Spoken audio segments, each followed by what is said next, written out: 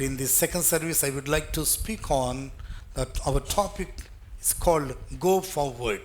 అయితే ఈ రెండో ఆరాధనలో నేను ఏ అంశాన్ని మాట్లాడాలనుకుంటున్నాను ఏంటంటే ముందుకి సాగుట అనే అంశం గురించి మాట్లాడబోతున్నాను. So let us take our Bibles and Exodus 14 verse 15.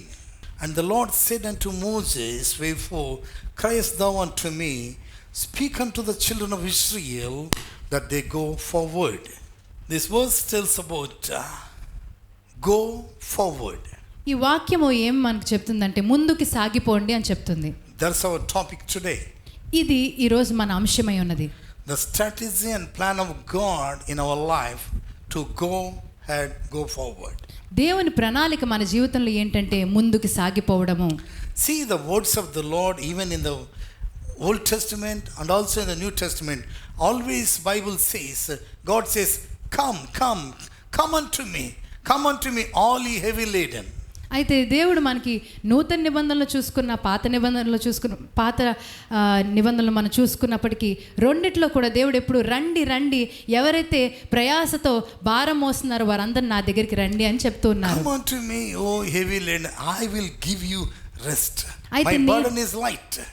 అయితే ఆయన చెప్తున్నారు, నేను మీకు విశ్రాంతి కలుగు చేస్తాను, నా యొక్క భారము ఏమాత్రం కూడా అది తేలికైనది దేవుడు చెప్తున్నాడు. Because God knows that every day we might be carrying various kinds of burdens. అయితే దేవునికి తెలుసు మనం ప్రతిరోజు కూడా అనేకమైన భారాలను మనం మోసుకొని వెళ్తామని. It may be burden of sickness. అయితే అది అనారోగ్యమైన భారం అయి ఉండొచ్చు. It may be burden of shame. అది షేమ్ అంటే సిగ్గుతో కూడిన అవమానంతో కూడిన ఒక భారము. It may be burden of financial crisis. అయితే ఆర్థికమైన ఒక భారం మోసుకొని వెళ్తుండొచ్చు. Whatever burden may be, but God is welcoming us. Come unto me, come. అయితే దేవుడు ఈ ఉదయకాల సమయంలో ఏ భారము నువ్వు మోసుకెళ్తున్నా ఆయన చెప్తున్నాడు, రండి నా దగ్గరకు రండి, నా యొద్దకు రండి అని పిలుస్తున్నాడు. And when we come to Jesus Christ, అయితే మనం దేవుని దగ్గరికి వచ్చినప్పుడు యేసు ప్రభు దగ్గరికి, after coming to the Lord, the same Lord is saying, go forward. అయితే ఆయన దగ్గరికి వచ్చిన తర్వాత ఆయన ఒక మాట చెప్తున్నాడు ఏంటంటే వెళ్ళి సాగిపోండి అని చెప్తున్నాడు. And go into all the world and preach the gospel. అయితే వెళ్ళి సర్వలోకానికి వెళ్ళి ఆయన సువార్తను ప్రకటించమంటున్నారు. After those who come to the Lord Jesus Christ, దేవుని దగ్గర యేసు ప్రభు దగ్గరికి మీరు వచ్చిన తర్వాత, those who came to the Lord already, మీరు ఆయన దగ్గరికి వచ్చిన వారు అయ్యి ఉన్నప్పుడైతే, for them God is giving wonderful commission that we have to go forward to preach the gospel of Christ Jesus. అయితే వచ్చిన వారికి ఆయన గొప్ప ఆజ్ఞను ఇస్తున్నాడు ఏంటంటే వెళ్ళి భూలోకంలో అందరికీ కూడా సువార్తను ప్రకటించమని చెప్తున్నారు. Same story we see even in the book of Exodus. అయితే మనము ఈ ఒకే కథను మనము ఈ ఎక్సోడస్ నిర్గమకాండంలో కూడా చూడగలము. As long as the children of Israel, when they were in Egypt almost 430 years, God did not speak to them anything. అయితే Israel వారు ఐగుప్తులో 430 సంవత్సరాలు ఉన్నప్పటికీ దేవుడు ఏమాత్రం వారితో మాట్లాడలేదు. They were carrying the lot of burden. అయితే వాళ్ళు చాలా భారమును మోసుకొని వెళ్తున్నారు. And also they used to carry the yoke of Pharaoh. అయితే ఫరో యొక్క యోక్ని అంటే భారమును మోసుకొని వారు వెళ్తున్నారు, కాడిని మోసుకొని వెళ్తున్నారు. So they were under the bondage, they were under the condemnation. అయితే వాళ్ళు చాలా కూడా బంధకముల్లో వారు ఉండి ఉన్నారు. No peace in their life. వారి జీవితంలో ఏమాత్రం సమాధానం లేదు. They used to carry the heavy loads. చాలా భారమును చాలా బరువైన వాటిని మోసేవారు. So one day when I had been to the Egypt place called Cairo, అయితే కైరో అనే ఐగుప్తు ప్రదేశానికి నేను వెళ్ళినప్పుడు, and I saw the pyramids. అయితే అక్కడ ఉన్న పిరమిడ్స్ నేను చూశాను. So the children of Israel, they used to carry that big stones. అయితే ఆ కాలంలో ఈ ఇజ్రాయెల్ వాళ్ళే ఆ పెద్ద రాళ్లను మోసుకొని వెళ్ళి కట్టారు. They must work under the leadership of Pharaoh. అయితే ఫరో ఒక నాయకత్వం కింద వాళ్ళు పనిచేసి ఉన్నారు. So they carry the loads and loads, heavy loads.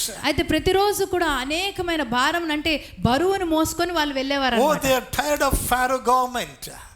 అయితే వాళ్ళు ఈ ఒక ఫరో ఒక చక్రవర్తి యొక్క గవర్నమెంట్ ని ప్రభుత్వం వల్ల వాళ్ళు చాలా అలసిపోయి ఉన్నారు. That's the reason the Bible says in the book of Exodus chapter 1 and Exodus chapter 2, they cried before God. అయితే మనం చూడగలం నిర్గమకాండం 1-2లో మనం చూడగలం ఏంటంటే వారు దేవుని యొద్ద మొరపెట్టి ఉన్నారట. So all over the Bible, when we read especially in the book of Psalms, Psalmist says, I cry unto thee, O Lord, and also we see that I pray unto thee, O Lord. అయితే మనం ముఖ్యంగా కీర్తనలో మనం చూసినట్లయితే అనేక చోట్ల అక్కడ ఏమని ఉంటుంది, నేను దేవునికి మొరపెట్టి ఉన్నాను, ఆయన ఎదుట నేను కన్నీరు కార్చి ఉన్నాను అని ఉంటుంది. And in some other places we see, I pray unto thee, O Lord. ఇంకో చోటు ఉంటుంది, నేను దేవునికి ప్రార్థన చేసి ఉన్నాను అని ఉంటుంది. So there may be times to cry before God. అయితే కొన్నిసార్లు కన్నీరు కార్చే సమయం ఉంటుంది. It's not the question that always we may cry whenever we want to pray, we must cry. No. అయితే ప్రతిసారి ప్రార్థన చేసినప్పుడు ఏడవాలనేమి కాదు. Cry is one of the emotion. అయితే ఈ ఏడుపు అనేది ఒక ఎమోషన్ అయి ఉన్నది. Always I used to teach and preach like this. By our emotions we cannot move God. నేను ఎప్పుడు కూడా ఈ మాట చెప్పడానికి ఇష్టపడతాను, మన భావోద్వేగాల వల్ల దేవుణ్ణి మనం కదపలేము. No one can move God by the emotions. మన భావోద్వేగాల ద్వారా మనం ఎప్పుడు కూడా దేవుని కదపలేము. But we can move God by faith and supplications. కానీ మన దేవుని మనం ఎలాగా కదపగలం అంటే మనము దేవుణ్ణి మన విశ్వాసం ద్వారా, మనము ఒబీడియన్స్ చూపించడం ద్వారా. We can move God by our prayers and the prayers of persistence. అయితే మన ప్రార్థనల ద్వారా, ఎడతెగక ప్రార్థన చేయడం ద్వారా మనం ఆయన కదపగలము. We can move God by our faith. మనం ఆయన ఎలా కదిలించగలం అంటే మన విశ్వాసము ద్వారా. Example in the time of Old Testament, పాత నిబంధనలో మనం చూసుకున్నట్లయితే whole night Jacob he was praying and interceding before God. అయితే యాకోబు దేవుని ముందు ఎడతెగ ప్రార్థన చేస్తా ఉన్నారు. And early morning అయితే ఉదయకాల సమయంలో the Almighty God was speaking to Jacob. అయితే యాకోబుతో దేవుడే మాట్లాడడానికి వచ్చారు. Jacob, this is the time to go, just leave me. అయితే దేవుడు అంటున్నారు, యాకోబు నన్ను వదిలేసి ఇది వెళ్ళే సమయం నాకు అని. I have to go. నేను వెళ్ళిపోవాలి. What it means?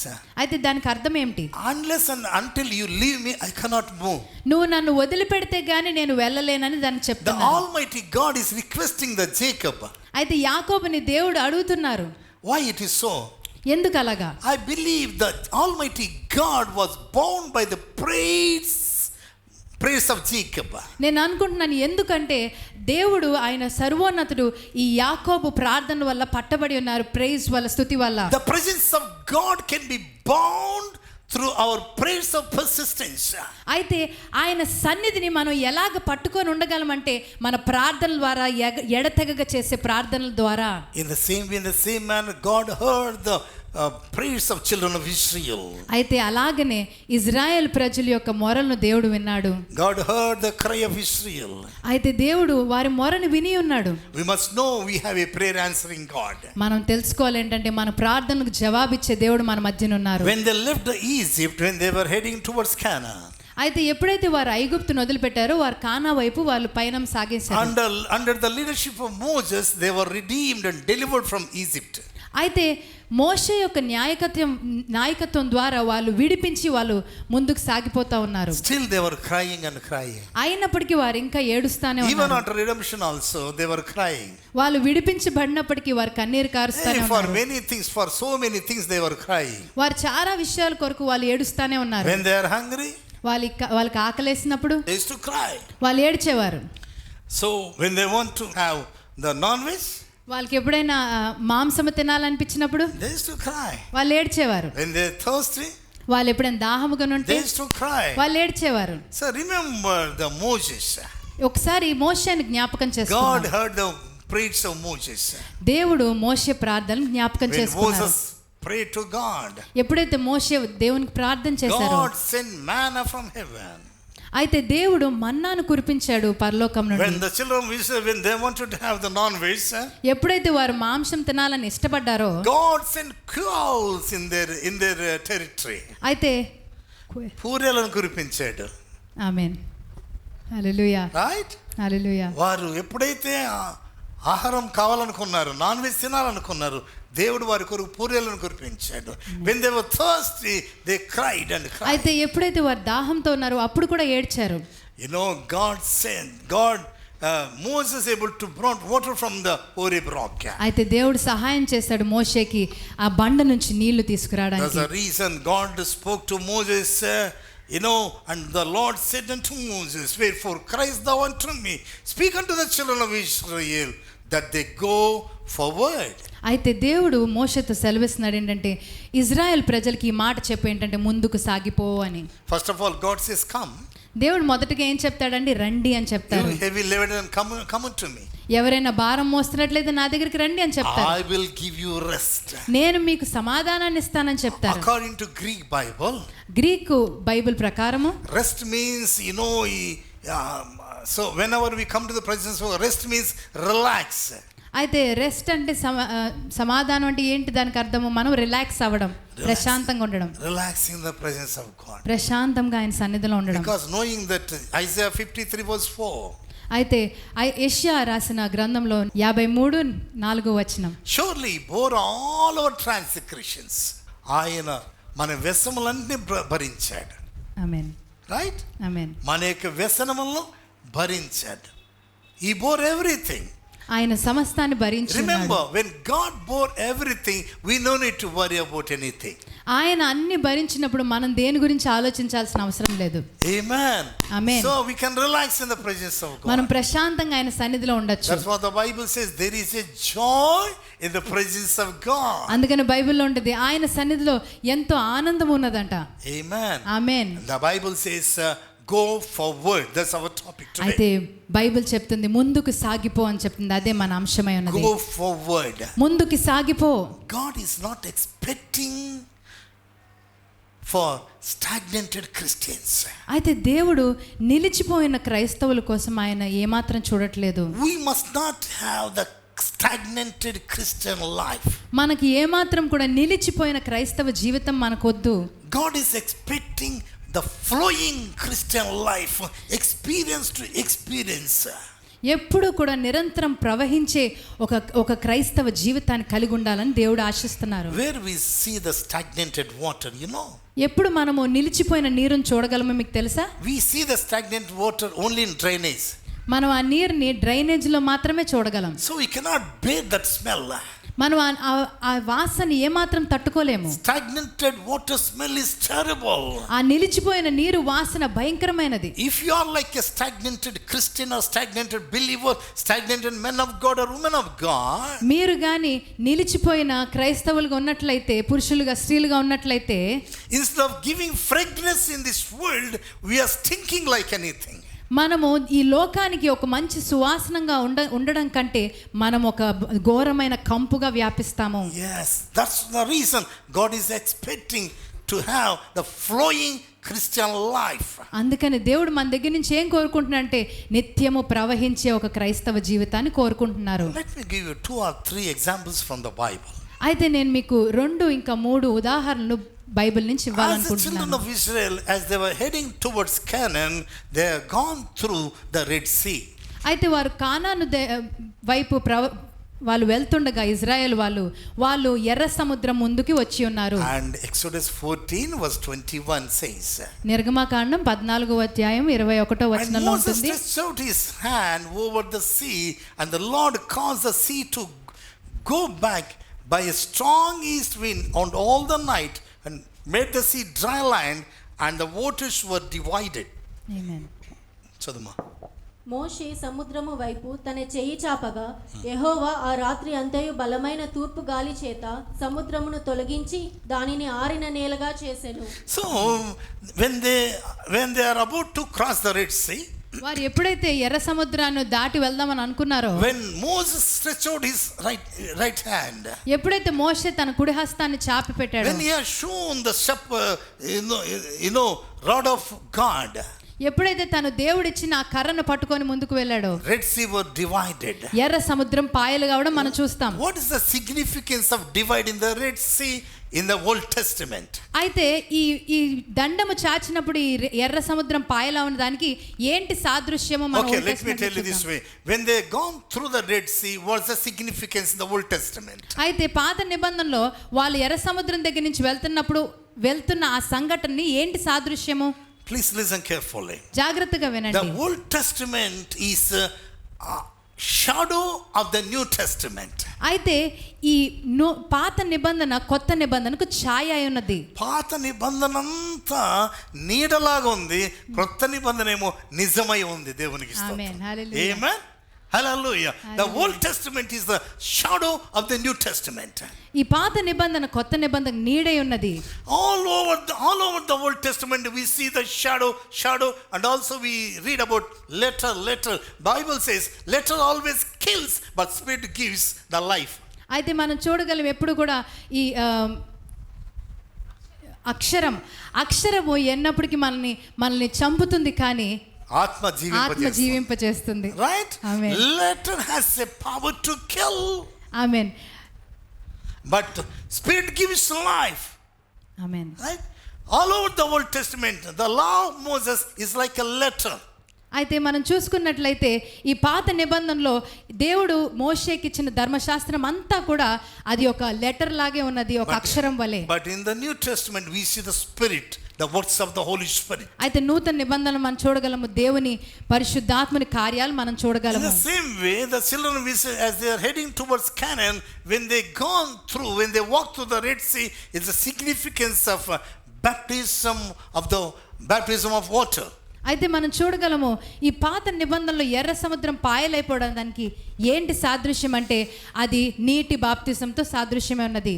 Amen. Amen. And John chapter 3 verse 3 says, అయితే యోహాను 3వ అధ్యాయం 3వ వచనం ఎలా చెప్తుంది? unless a person born again, he cannot see the kingdom of God. అయితే ఎవరైనా ఒకరు తిరిగి జన్మిస్తే గాని వారు దేవుని రాజ్యాన్ని చూడలేరు. And John chapter 3 verse 5. అయితే యోహాన్ రాసిన సువార్త 3వ అధ్యాయం 5వ వచనము, unless verily I say unto thee, the Bible says, verily I say unto thee, except the man be born of water and born of the Spirit, he cannot enter into the kingdom of God. ఒకడు నీటి మూలముగాను ఆత్మ మూలముగాను జన్మించితేనే గాని దేవుని రాజ్యంలో ప్రవేశింపలేడని నీతో నిశ్చయముగా చెప్పుచున్నాను. ఆమేన్. Amen. Amen. In order to enter in the kingdom of God, అయితే దేవుని రాజ్యంలో ప్రవేశించాలంటే person must be born of the water and born of the Spirit. అయితే మనము మొట్టమొదటిగా మనము ఆత్మ మూలంగాను ఇంకా నీటి మూలంగాను జన్మించి ఉండాలి. Just because of lack of word and lack of knowledge, many people they misinterpret the word of God. అయితే చాలా మంది దేవుని వాక్యం సరిగ్గా అర్థం చేసుకోకుండా దేవుని వాక్యాన్ని తప్పుగా అర్థం తీసుకొస్తారు. Rightly dividing the word of God is very important.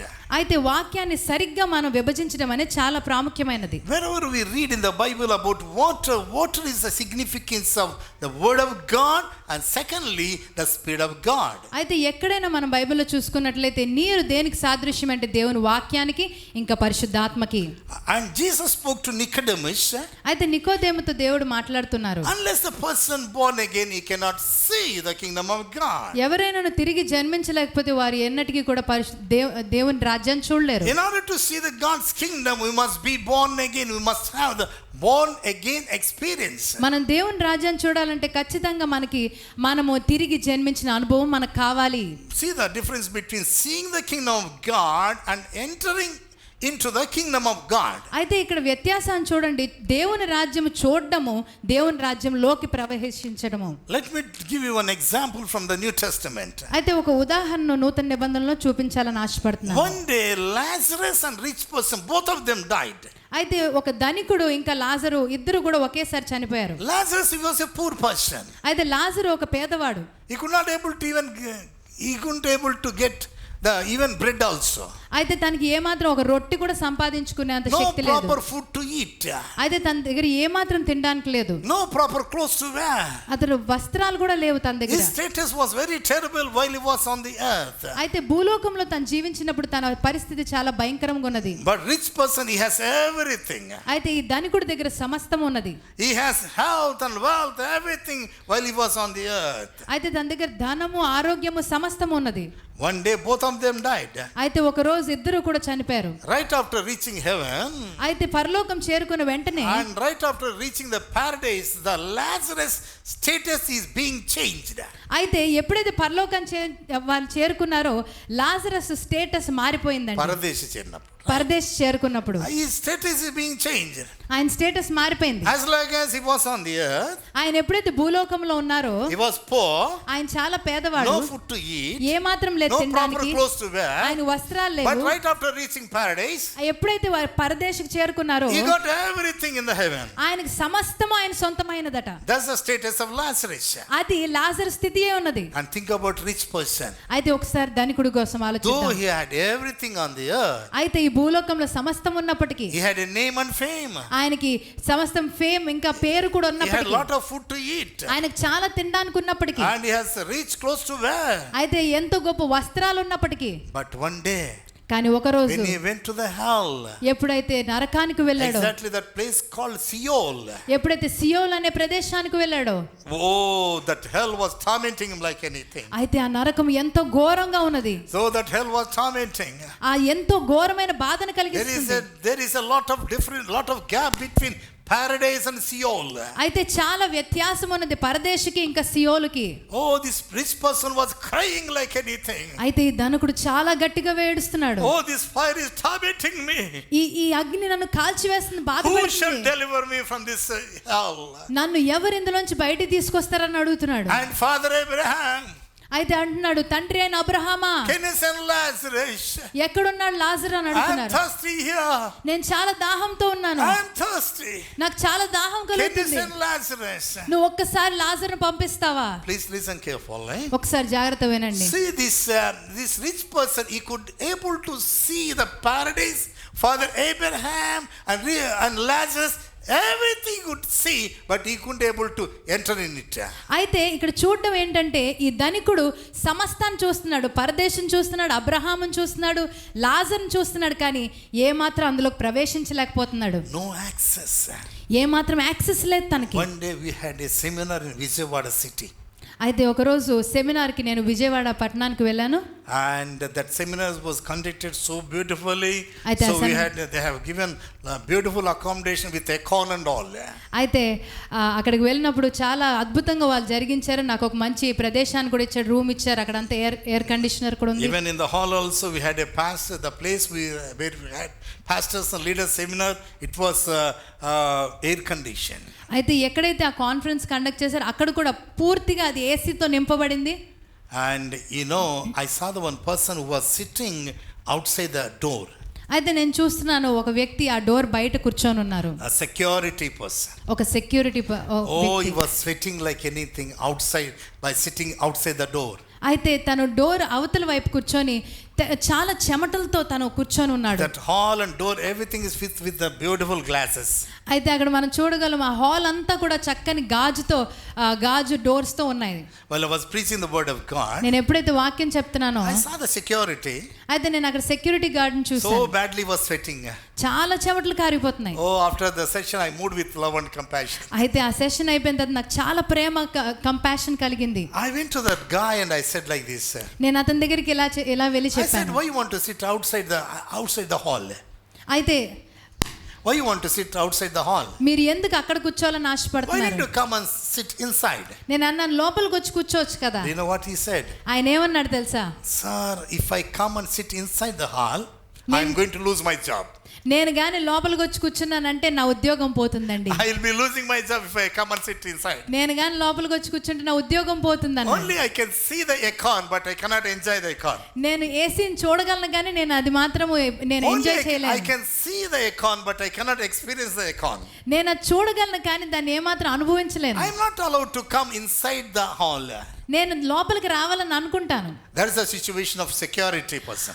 ఆ సెక్యూరిటీ గార్డ్ అది పరిస్థితి. In the same way, in the same manner, అలాగనే ప్రియులారా, we may see the kingdom of God, మనము దేవుని రాజ్యం చూడగలము, but enter into the kingdom of God is different.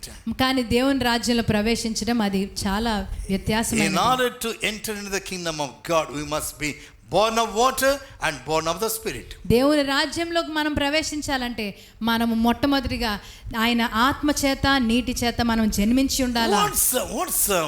What it means? Born of the water means. అంటే నీటి మూలముగా జన్మించడం అంటే ఏంటి?